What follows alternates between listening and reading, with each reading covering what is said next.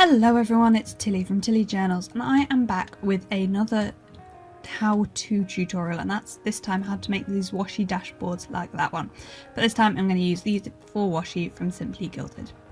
To start off with, I'm just going to tell you that I was going to film this as a chatty talk through one, but basically when I edited it, it wound me up too much. So anyway, I've got some washis, a board to cut on, a piece of paper in the size I want the dashboard, a pen, which I'm going to pull out in a second, a ruler, a craft knife and a pair of scissors.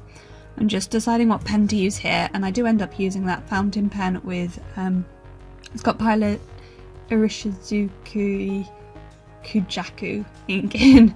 I don't know why I'm telling you that, just because.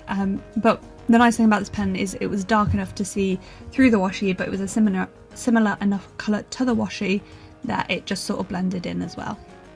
So basically what you do is you just divide your page up however you fancy, and I quite like triangular type squares, spaces, areas for this.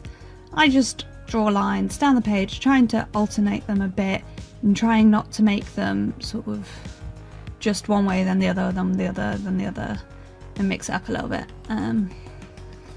So yeah, however you do this will change how your washi comes out, because they will be your sections. Then I'm just showing you there how I'm going to line the washi up with each piece. So most of this video is spread up to 2 and a bit times. I don't know. Anyway, here I'm deciding what order to put the washi in. All of these are from Simply Gilded and they are all the same width, which I'm not sure how I feel about, but yeah.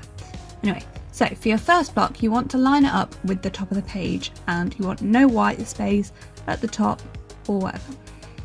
Then you basically line the next washi up right next to it as close as you can, and then keep going until you've covered up all of that first section. Grab your ruler, put it along the line that you can see. I zoom in here so you can see that line through it. Line it up.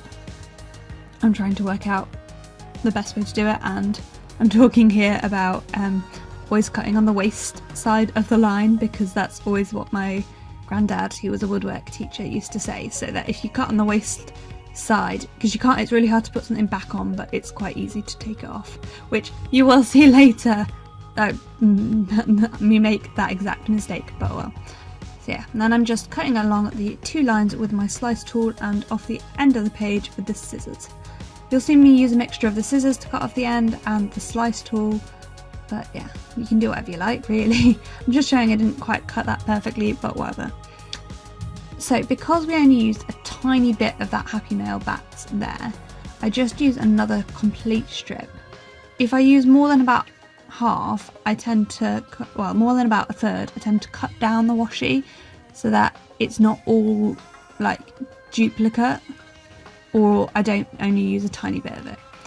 Here I'm debating using a scrap to fill up that small space, which is a really good idea because you will get quite a lot of waste doing this, but I decide it's not worth it. I don't have a bit yet that would fit. Later I probably would have done, but I didn't at this point. So again, after you've put the washis down, following the line, the angle you put it at is basically the line of the top washi. Like, I don't know how to describe that in words, but you can see what I mean.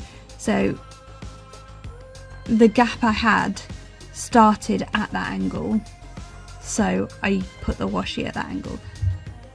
I don't know, you can see what I mean by that. As you can see, as you could see on there, I slightly cut, you can slightly see the line between those first 2 boxes, but it's not that noticeable from afar. Anyway, here's what I mean. So I've used a small slither of this washi on the last bit, but here, rather than skip a whole bit, I just cut that strip in half.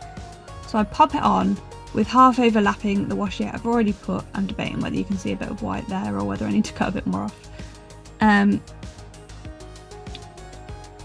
basically you cut in half so that you don't get a full 15mm after already having used it. And then you just carry on. Pop the next couple of washis down, and the last time I did this, I did it with washis of different, the reason I really felt like I needed to do that, use the scrap bits, or use half when I've already used part of it, was because with the variable widths as well, I found that I was really not getting as much of the thicker washies, because if they didn't fit in the gap and you just got a tiny piece, if you then just went straight on to the next one. So I found this way and it works quite well. The more variation there is in your gaps, the better, because it means that you get to sort of play with what order things are in and where they are on the page a bit more. So once you've drawn your lines, really all you do is follow them, which sounds bizarre, but that is all you do. So there again, I used a tiny bit of the constellations, so I just use a full strip again on the next square. And here's where I think I make a mistake, or having seen the finished piece, I think I make a mistake. What I do is I work from the top and I do the first piece of white space I'd hit, which would be that square I'm filling in now. However, I think it would have looked better if I'd done those two the other way around, mostly because this moon washi ends up there, and I feel like lots of that moon washi is on that side in the top, and I don't know. I love how this came out. I have to say, I do love how it came out. But yeah, here's where I cut it too short. This washi is much darker than the rest of them, and it's not as translucent, so you know, I think I cut it slightly wrong again, but then I'm like, whatevs, it's fine, it'll do. And here you can see I'm just lining up my slice tool on the end of the page. Oh no, I don't think it's fine. I fix it. I forgot I did this. And then I have real trouble. I peel up a bit of the washi and I have a real trouble getting it straight again. And then I have trouble cutting this little bit off with my slice tool, so I then end up cutting with scissors off. As I said, I do a mixture.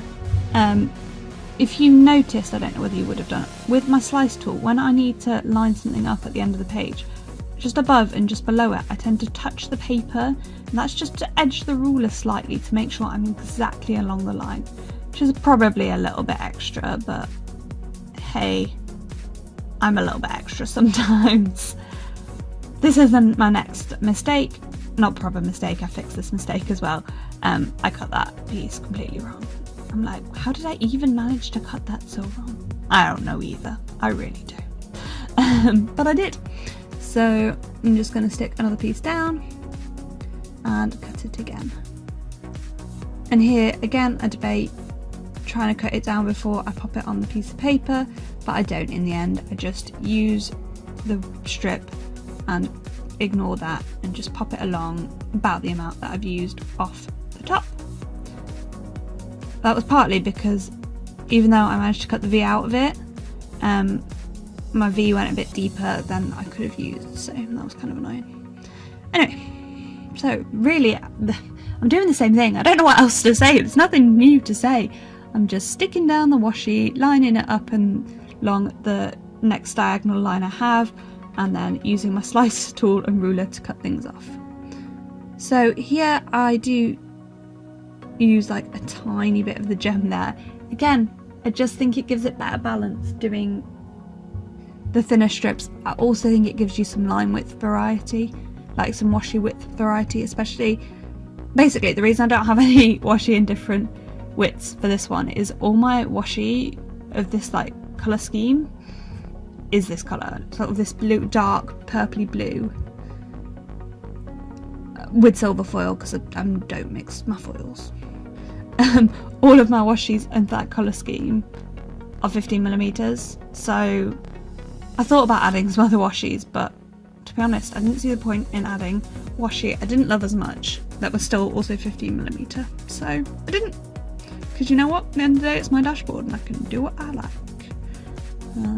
And I love it. I really do. I kind of want to use it, but I also have a full B6 setup. This is a B6 dashboard, to give you an idea of the size and how long it's taking me. That said, it took me way longer than this video is, because this video is edited, because you know, life on the internet is always edited. Real life, oh, real life. I try and this is what I mean by I cut it off, then I just cut a thin strip off to make the strip the right width, because I decided that was easier for that one. So that's what I did. So I'm just showing you all the methods. You'll notice I adjust the washi sometimes when I've put it down. It's just because I can see a bit of white and it bugs me. I don't want to be able to see any white between them because that's not the point in the dashboard. The point in the dashboard is to be coated in washi, all of the washi ever. Anyway, we are on to the last little bit, and then I'm going to faff around because I don't know whether you've noticed, but I didn't until after I'd finished. That Happy Mail bats on the right hand side, like the third piece up of the Happy Mail bats, is still got its top on when it should have had it cut off. There I was just adjusting them slightly because I knew that would fit just perfectly, but I'd overlapped slightly, so I just was adjusting it so it did fit perfectly.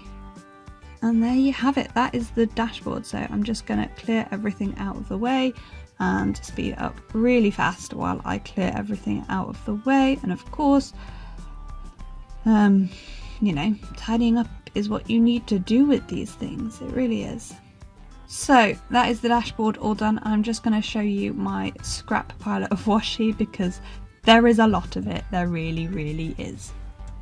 And here we have me trying to fix that piece of washi that was overlapping, and I do it wrong, so then I replace it, and then I do it wrong again, so then I replace it, and I finally get it right, mostly by giving myself a massive overhang intentionally the first time I cut it. So like this time, is this the time so I get it wrong for a second time here. I can't quite cover up the white and it's not going to annoy me, so I'll get a third piece. And then, oh, have I showed you my scraps? Sorry, my computer like crashes when I speed up the video too much, and I'd have to export it, and it's really important to fix it, and I'm lazy. Basically. So yeah, I completely overcut it, so now I'm cutting it down again. So yeah, that is it all finished out. Thank you so much for watching. I hope you enjoyed this video. Comment, like down below. See you next time. Bye!